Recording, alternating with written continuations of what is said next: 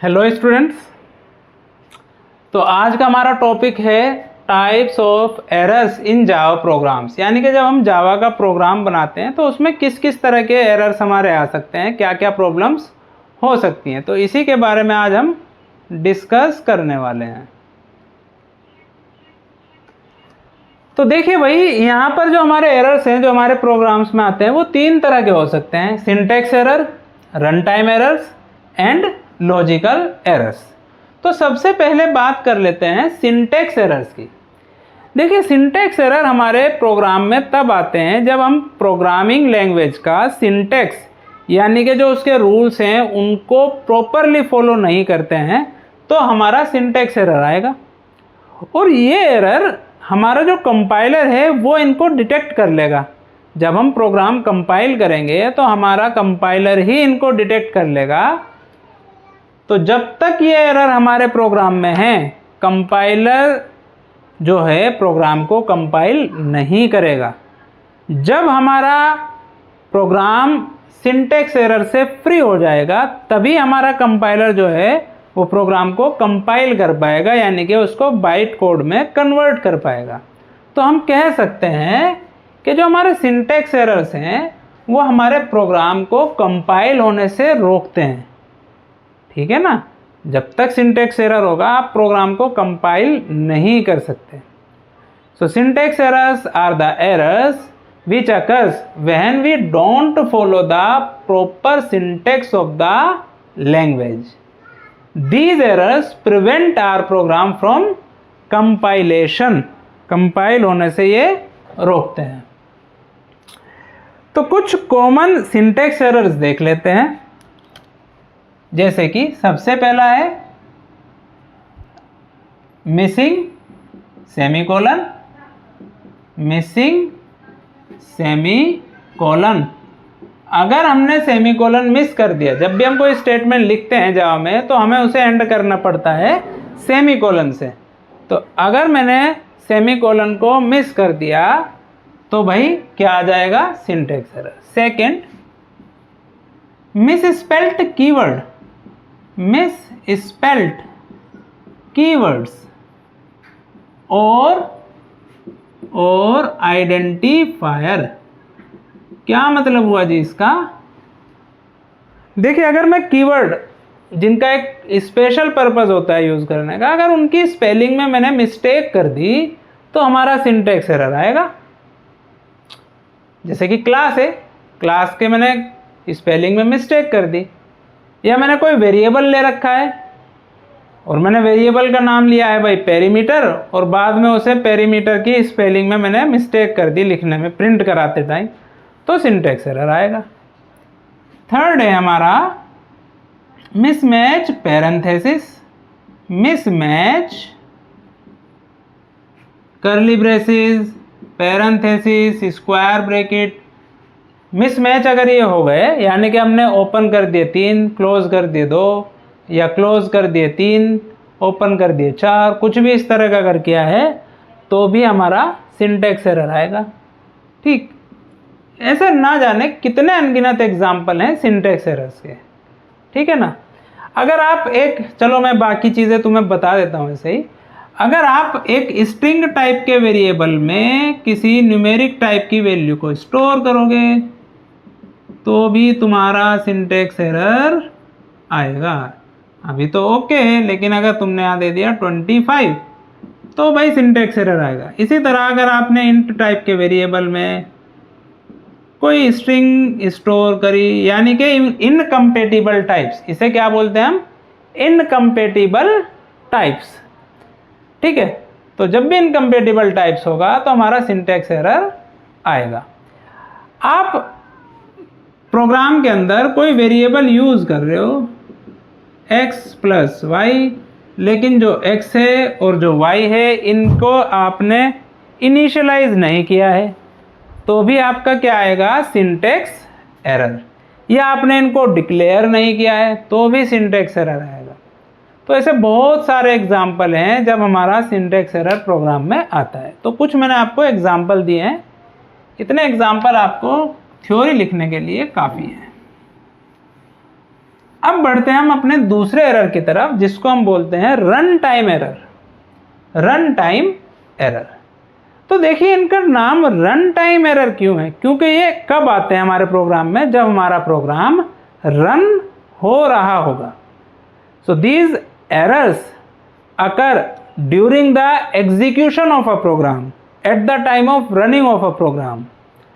और जब भी ये रन टाइम एरर हमारे प्रोग्राम में अगर आ गया रन होते टाइम, तो हमारा जो प्रोग्राम है वो वहीं पर क्रैश हो जाएगा। यानी कि जो statement run time error create कर रहा होगा उससे आगे का कोड नहीं चलेगा, उससे पीछे तक तो चल जाएगा, लेकिन वहाँ पर आके जो हमारा डिफ़ॉल्ट एक्सेप्शन हैंडलर है वो प्रोग्राम को कर देगा क्लोज। ठीक है, तो ये बहुत सारी टेक्निकल चीज़ें हैं जिसे हम एक्सेप्शन हैंडलिंग में पढ़ेंगे किसी दिन। तो अभी के लिए आप ध्यान रखिए, run time errors are the errors which occur during the execution of a program. If these error occur in our program, so program stop working immediately. जैसे ही ये वाला एरर आएगा प्रोग्राम हमारा वर्क करना स्टॉप कर देगा, जिसको हम बोलते हैं कि हमारा प्रोग्राम क्रैश हो गया है। अब इसके कुछ रीजंस देख लेते हैं कि भाई रन टाइम एरर आने के रीजन क्या है।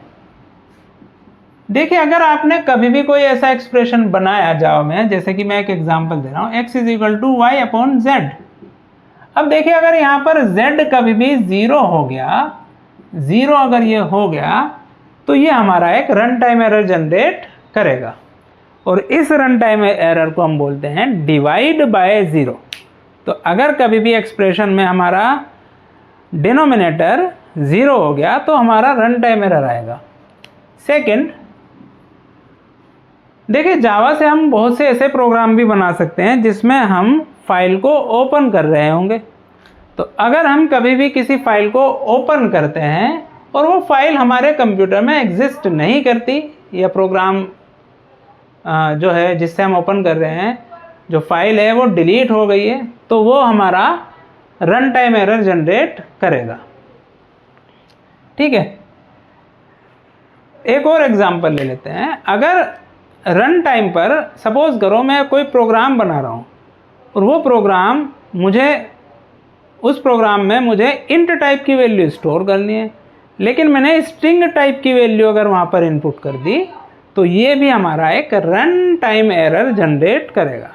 अब क्योंकि हम वैल्यू रन टाइम पर दे रहे हैं, हमारी एक्सपेक्टेशन थी कि भाई इंट टाइप की वैल्यू आएगी, लेकिन यूज़र ने डबल टाइप वैल्यू दे दी या स्ट्रिंग टाइप दे दी, यानी कि कुछ ऐसी वैल्यू दे दी जो उस टाइप के वेरिएबल में एडजस्ट नहीं हो सकती, तो भी हमारा रन टाइम एरर जनरेट होगा। चलिए भाई, तो ये हमारा रन टाइम एरर हो चुका है। अब आ जाते हैं लॉजिकल एरर्स पे। तो देखिए भाई, कभी कभी हमारा प्रोग्राम ना तो उसमें कोई सिंटैक्स एरर है और ना ही है कोई रन टाइम एरर, लेकिन जो आउटपुट प्रोग्राम जनरेट कर रहा है वो गलत है। तो इट मीन्स वहाँ पर क्या है भाई? Logical errors. ओके, तो अब इसकी ज़रा डेफिनेशन पे ध्यान दे देते हैं। Sometime our program compile successfully and execute also successfully, but the result generated by the program is incorrect. So that is because of logical errors. These errors are most difficult to find because we will not get any kind of message. देखिए अगर syntax error है तो compiler हमें message दे देगा, अगर run time error है तो JVM उसे हैंडल करेगा और हमें दिखा देगा कि भाई ये रन टाइम एरर है। लेकिन लॉजिकल एरर पर हमें कोई मैसेज नहीं मिलने वाला है, तो इसलिए हमें बहुत ज़्यादा ध्यान रखना पड़ता है जब हम अपने प्रोग्राम का लॉजिक बिल्ड करते हैं कि भाई ये लॉजिक हमारा करेक्ट है या नहीं। तो इसको हमें बहुत ज़्यादा ध्यान करना पड़ता है एज अ प्रोग्रामर। तो इसको हैंडल करना सिर्फ हमारे हाथ में है, हम ही इसे देख सकते हैं।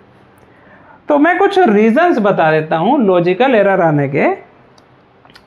भाई एक रीज़न आप देख सकते हो, अगर आपका फॉर्मूला इनकरेक्ट होगा, इनकरेक्ट फॉर्मूला। अगर हमारा फॉर्मूला ही इनकरेक्ट है तो भाई ऑब्वियसली आउटपुट तो गलत ही आएगा। फॉर्मूला अगर इनकरेक्ट है तो आउटपुट गलत ही आने वाला है, तो वहाँ पर सिंटैक्स एरर होगा। दूसरा, बहुत सारे प्रोग्राम हम ऐसे बनाते हैं जिसमें हमें लॉजिक क्रिएट करना पड़ता है, तो अगर हमारा लॉजिक ही गलत है तो ऑब्वियसली आउटपुट गलत आएगा। तीसरा, अगर हमें जो हमारे प्रेसिडेंस और एसोसिएटिविटी है उसकी अगर हमें प्रॉपर नॉलेज नहीं है, लैक ऑफ अंडरस्टैंडिंग